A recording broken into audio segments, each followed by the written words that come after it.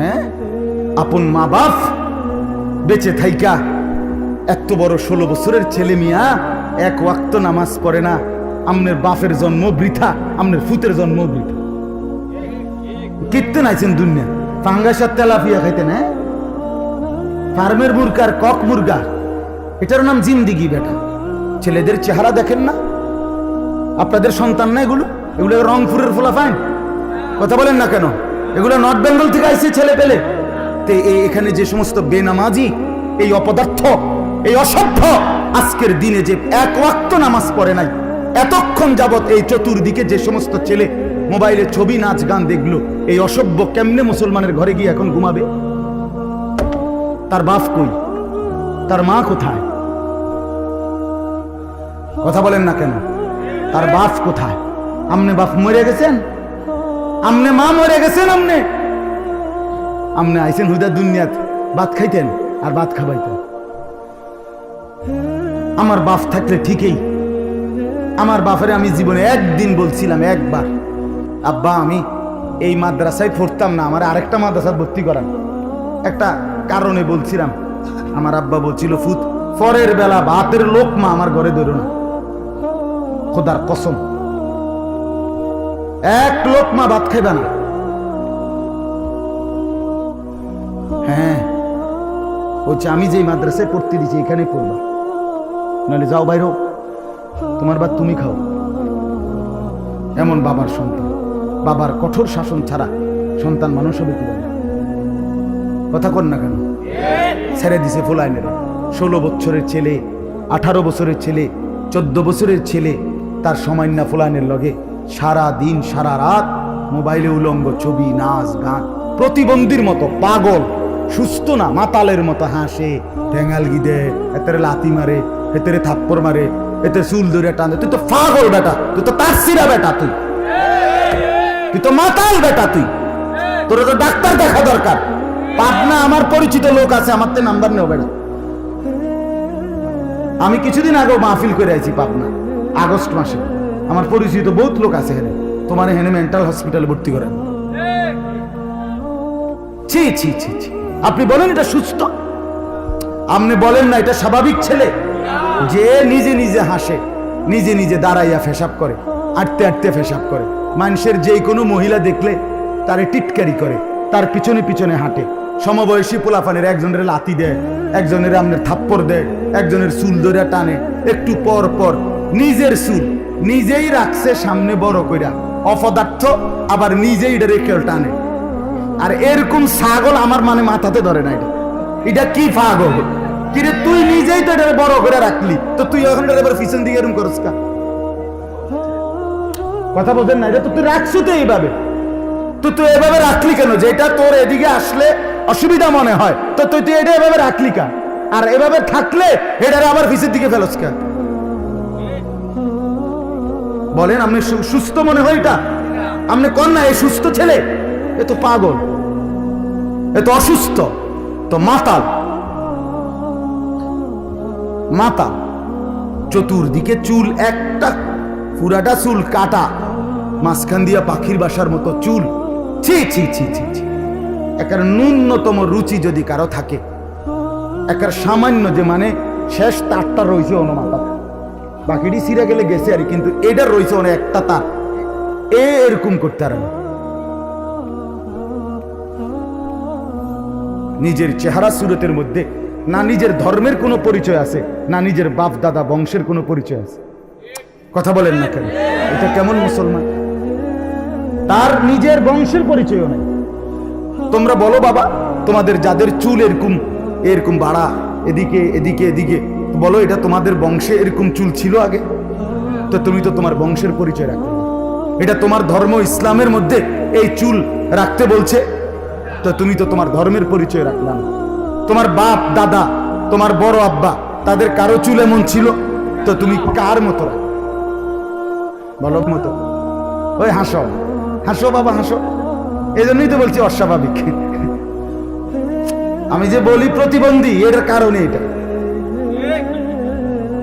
মানে মনে রাখবেন, যেই ছেলে গুনার কথা বলার পরেও তার মুখে হাসি আসে, মনে করবেন এ স্বাভাবিক না। না না, বাস্তব, এই সুস্থ না। গুনাহ করতে করতে তার দিল কলিজা একদম বন্ধ হইয়া, অন্ধকার হইয়া, দিল আটকাইয়া এটার উপরে একেবারে টাইলস লাগাই লাইছে, শুধু এটার এক ফোঁটা জায়গা। হ্যাঁ, এই হলো আমাদের ছেলেদের হাল। আপনি হাজার বলবেন, শত শতবার বলার পরেও সে বুঝতেই চায়। অথচ আজকে ইহুদিরা, ইসরায়েলের বেঈমানরা, এই বেঈমানদেরই এই কাটিং চুল। আমার সন্তানেরা, আমাদের ছেলেরা, ছেলে মুসলমানের রং ঢং চলাফেরা কাটিং সব বেঈমানের। আহ, ফুত আমার নিয়ে গেল কাফেরে, নিয়ে গেল ইহুদি, নিয়ে গেল খ্রিস্টান। আহ, এর চাইতে বড় দুঃখ আর কি হইতে পারে বাবা? তোমার বাবা মুসলমান, মা মুসলমান, তুমি দুধ খাইছো মুসলমান মার দুধ, তোমার রক্তে মুসলমান।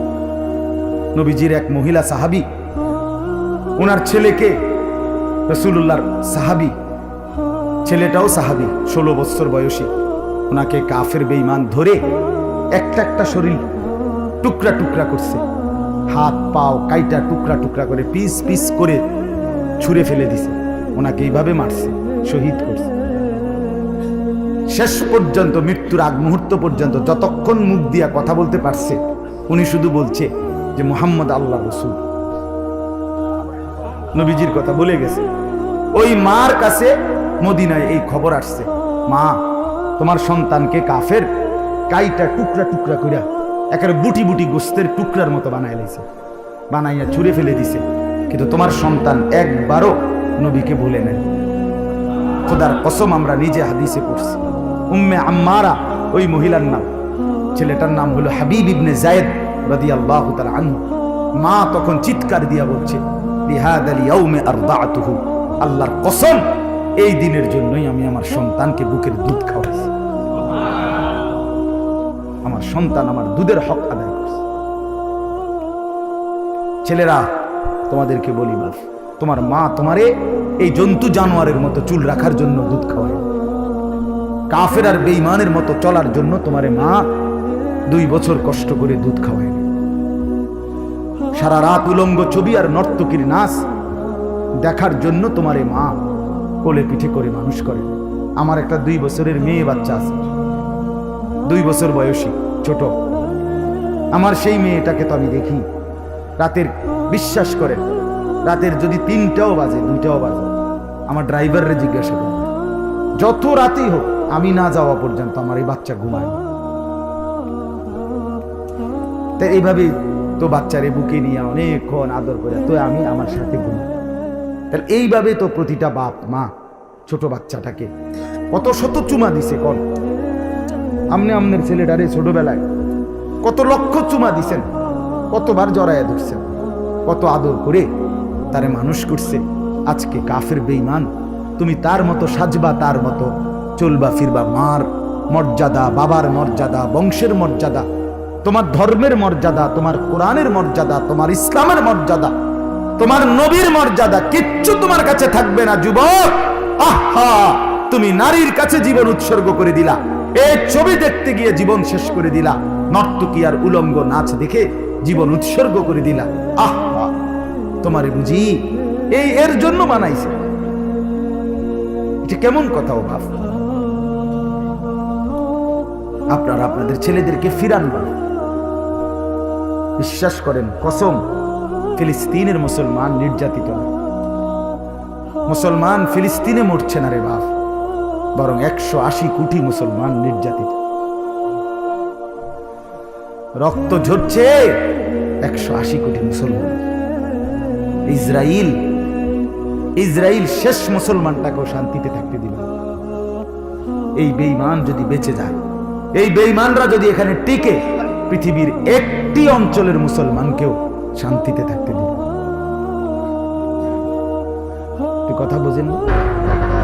এতটা ভয়ঙ্কর এরা, এতটা পাষণ্ড এরা। সেই জাতিসংঘ আপনার প্রস্তাব পাশ করছে সাধারণ পরিষদে, যুদ্ধবিরতির জন্য। এরা 1 পয়সা মূল্য দেয় নাই। হেরাহেদের অব্যাহত হামলা করছে। প্রতিদিন শত শত নারী এবং শিশুকে রক্তে ভাসে যাচ্ছে। আপনি জানেন না, এরা সেই দুর্ধর্ষ নিকৃষ্ট জাতি, পৃথিবীর সবচেয়ে নিকৃষ্ট জাতি এই ইহুদি। এরা ইতিপূর্বে আল্লাহর নবী এই ইহুদিদের জন্য, বনি ইসরাইলের জন্য, তাদের বংশধারায় ইয়াকুব নবী থেকে ঈসা নবী পর্যন্ত আল্লাহ তাআলা প্রায় 1 লক্ষের চাইতে বেশি, 1 লাখের চাইতে বেশি নবীকে আল্লাহ শুধু এদের হেদায়েতের জন্য নবী বানায় পাঠিয়েছে। আপনি বুঝিননি? 1000 না, 1 লাখের চাইতে বেশি। কিন্তু এই অসভ্য জানোয়াররা এই লক্ষের চাইতে বেশি নবীদের সাথে বিদ্রুপ করছে। অল্প কয়েকজন ঈমান আনছে, নাফরমানি করছে বেশি। আচ্ছা, আরো শুনেন, আজকে তো এরা মুসলমান মারে। এরা সেই নিকৃষ্ট জাতি যারা ইতিপূর্বে 400-র মতো কোনো কোনো বর্ণনায় আছে কিতাবে, তারা 400 আল্লাহর নবীকে জবাই করে হত্যা করছে। নবীকে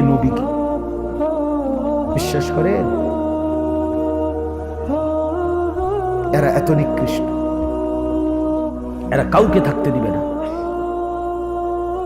এরা সারা পৃথিবীতে যেই কোনো ধর্মের মানুষের যন্ত্রণা দেয়, মুসলমানদের না, এরা খ্রিস্টানদেরকেও যন্ত্রণা দিচ্ছে। ইউরোপে যতদিন ছিল ততদিন এই পৃথিবীর যত গোলযোগ হেরাই বাজে। অ্যাডলফ হিটলার 60 লক্ষ ইহুদি হত্যা করছে, অথচ হে কোনো মুসলমান ছিল না। আপনি বুঝেন নাই কথা? জার্মানির চ্যান্সেলর ছিল, তো হে ছিল খ্রিস্টান, অথচ সে হত্যা করছে কাদেরকে? কেন?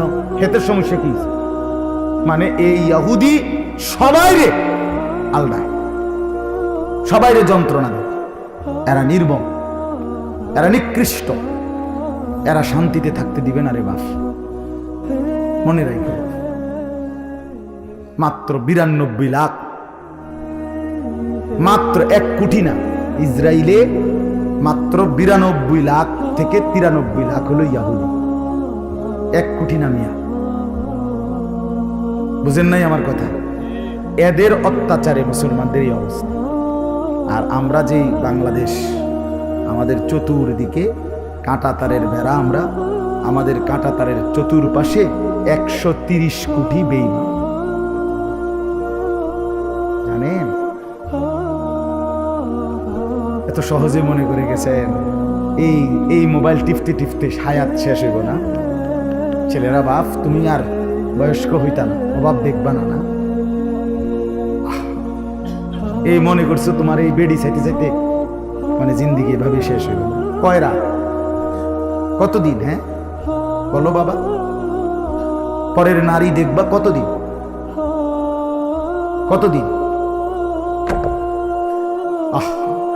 অভাব দেখবা বাপ, দুর্ভিক্ষ দেখবা, জান মালের মুসিবত দেখতে হবে। কোন সন্দেহ? ওয়াত্তাকু ফিতনাতাল লা তুসিবান্নাল্লাযীনা যালামু মিনকুম খাসসা। আল্লাহ বলেন, নাফরমানি বেড়ে গেলে আমি যখন জমিনে শাস্তি দেই, তো ইমানদার নাফরমান সবাইকে দেই।